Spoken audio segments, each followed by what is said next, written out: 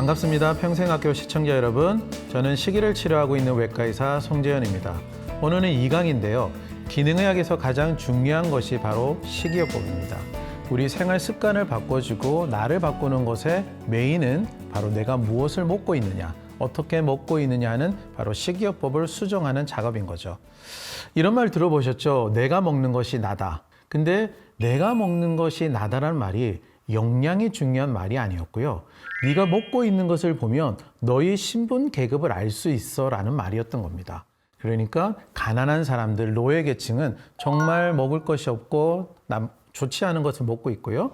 계급이 좋은 정말 귀족 계급들은 좋고 풍성한 것들을 먹고 있었다는 거죠. 그런 어떤 계급 의식에 대한 신분 계급에 대한 어떤 질타를 하기 위해서 내가 먹고 있는 것이 나다. 즉 너가 먹고 있는 것이 바로 너다라는 표현을 쓰게 됐는데요.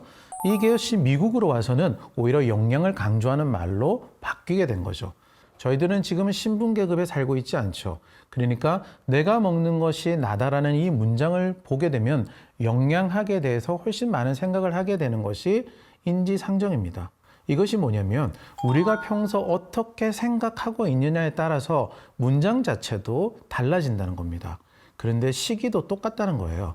자, 우리는 기능의학에서는 인체를 나무에 비유를 하고 있어요. 나무는 좋은 토양에 있어야 되고 뿌리가 튼튼해야 되고 그래서 가지와 열매에서 좋은 것들을 열리게 되는 거죠. 그것이 바로 건강한지라는 개념이 되는 거죠. 그 다음에 잎이 떨어지고 열매가 썩었고 가지가 썩어 들어간다면 병이 걸렸구나 하게 됩니다.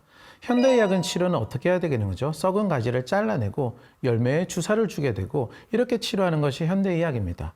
기능의학에서는 원인을 치료하자고 했잖아요. 어떻게 되냐면 이 썩어 있는 나무를 살리기 위해서는 정말 토양이 좋은 곳에 있는지 영양이 괜찮은 곳에 있는 나무인지를 먼저 바라보자는 거죠.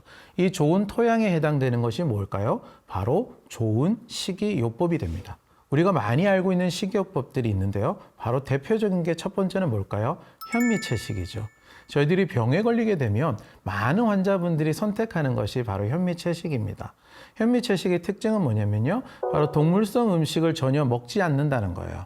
그래서 동물성 음식을 먹음으로 인해서 생기는 여러 가지 문제점들을 해결을 하고 자연이 주는, 특히 식물이 주는 좋은 것들을 섭취함으로써 내 몸을 치료해 나가겠다 하는 것이 현미채식이 될 수가 있습니다. 그러면 동물성 음식을 먹지 않게 되면 가장 결핍해지는 것이 바로 단백질이죠. 이 단백질은 식물성 단백질이 대표적인 콩을 통해서 얻거나 또는 완벽한 채식을 하지 않는 분들은 달걀이나 생선을 섭취를 해서 조금은 편안한 식이요법, 조금은 편안한 채식을 하면서 단백질을 섭취하는 분들도 있습니다. 그런데 채식을 하시는 분들은 정말 믿음이 강하세요. 그 믿음을 좀 더 강하게 해주는 것이 뭐냐면 동물들에 대한 포비아가 같이 생기고 있습니다. 이 동물들이 환경 독소를 많이 섭취하고 있고 또는 제한된 공간에서 동물을 키우다 보니까 항생제나 호르몬을 많이 투여하고 있다는 거죠. 그래서 이 동물들을 먹게 되면 오히려 문제점들이 많이 생기기 때문에 정말 배제를 해야 된다라고 하고는 있습니다. 하지만 아까 말씀드렸듯이 채식은 완벽한 채식을 하는 보다는 락토베지터리언이나 달걀, 생선을 먹고 있는 약간 느슨한 채식을 하는 분들이 훨씬 많다는 것을 좀 기억해 주셨으면 좋겠습니다. 자, 두 번째는 유명한 식단이 있죠. 바로 지중해 식단입니다. 지중해 식단은 지중해 지역에서 유행하고 있는 식단들을 모아놔서 표현한 식단인데요. 대표적인 것은 통곡물, 콩류와 같은 정제된 탄수화물이 아닌 정제되지 않은 탄수화물을 많이 먹고 있고요. 견과류, 과일, 그리고 동물성 단백질은 해산물을 주로 많이 이용하고 있습니다. 기름을 많이 사용하고 있지만 불포화 지방산인 올리브유를 많이 사용하고 있는 게 특징적이죠. 비율적으로는 탄수화물을 한 40% 정도, 단백질은 20%, 그리고 지방은 40% 정도를 사용하고 있습니다. 정말 채식보다는 훨씬 많은 양의 지방을 사용하고 있는 식이요법이 바로 지중해 식단입니다. 지중해 식단은 오랜 유럽에서부터 많이 발달되었고요. 이 지중해 지역이 버터라든지 이런 것들보다 보관하기 더 편리한 올리브유율이 더 많았기 때문에 올리브유의 섭취율이 훨씬 많았던 것이 특징적인 거죠. 그리고 최근에 유행하고 있는 식단이 있습니다. 제가 소개해드릴 바로 세 번째 식단인 저탄고지라는 식단인데요. 또는 키토제닉이라는 식단이라고도 표현을 하고 있습니다. 이 식단은 여러 가지 질병의 원인을 탄수화물로 보고 있고요. 이 탄수화물을 섭취하게 되면 인슐린을 많이 분비를 하게 돼서 우리 몸에 질병을 일으킨다는 이론을 가지고 있습니다. 그래서 탄수화물을 적게 먹고 대신 그 비어있는 공간을 지방을 많이 먹어서 채워나가는 식단들을 얘기합니다. 이 식단은 처음에는요, 1920년도쯤에 당뇨와 뇌전증을 치료하기 위해서 시작된 식단입니다. 이때 아직 당뇨약이나 뇌전증 약들이 개발되기 전 단계였던 거죠. 하지만 약들이 개발되면서 치료약으로 치료가 될 수 있었기 때문에 어렵고 복잡한 식이요법은 점차 역사 속에서 사라지게 되었고요. 다시 대두가 된 거는 이 약으로 치료되지 않는 난치성 환자들이 점점 다시 늘어난다는 겁니다. 당뇨약으로 치료되지 않고 뇌전증 약을 먹지만 발작과 경기를 계속 하고 있는 환자들이 늘어나다 보니까 이 식이요법의 중요성이 다시 대두되기 시작해서 요즘 최근 이 저탄고지 식이요법이 많이 인기를 끌고 있는 식단이긴 합니다. 자, 지금 오늘부터는 저하고 인식의 전환을 한번 가져보려고 하는데요. 가장 좋은 식단은 무엇일까? 어떤 식단을 선택해야 될까? 현미채식과 지중해 식단, 저탄고지, 그중에 나는 맞는 것은 어떤 식단일까? 이것을 같이 알아보고자 합니다. 가장 좋은 식단은 제가 생각하는 것은 인간이 원래 먹어야 하는 식단이 가장 좋은 식단이라고 생각해요. 병을 치료하기 위해서 아주 극단적이지만 다른 방법을 동원해서 치료를 하겠다 하면은 어딘가에서는 문제가 생길 가능성이 큽니다. 그러면 인간이 먹어서 가장 좋은 식단, 아니 원래 먹어야 되는 식단이 뭘까요? 그것은 저희들이 포유동물이기 때문에 모유의 성분을 바라본다면 어떻게 먹어야 되는 시작점을 찾아볼 수가 있습니다. 정말 놀랍게도 모유에는 지방이 40에서 50%가 들어있습니다. 그리고 탄수화물이 30-40%가 들어있고요. 단백질이 10에서 15% 정도가 들어있죠. 저희들이 지방을 먹으면 안 된다고 생각하는데 생각보다 많은 양의 지방이 모유에는 들어 있습니다. 그리고 초식동물과 육식동물의 영양 성분을 본다면 그 포유동물에 속해 있는 우리 인간들은 초식동물처럼 먹어야 될지 육식동물처럼 먹어야 될지를 생각해 볼 수가 있다는 거죠. 그런데 초식동물들의 식단들이 정말 아이러니하게도 에너지의 45% 이상이 지방이라는 겁니다. 아니 어떻게 풀만 먹고 있는데 전체의 지방 에너지가 50% 가깝게 된다는 거지 궁금해 하실 분들이 많은데요.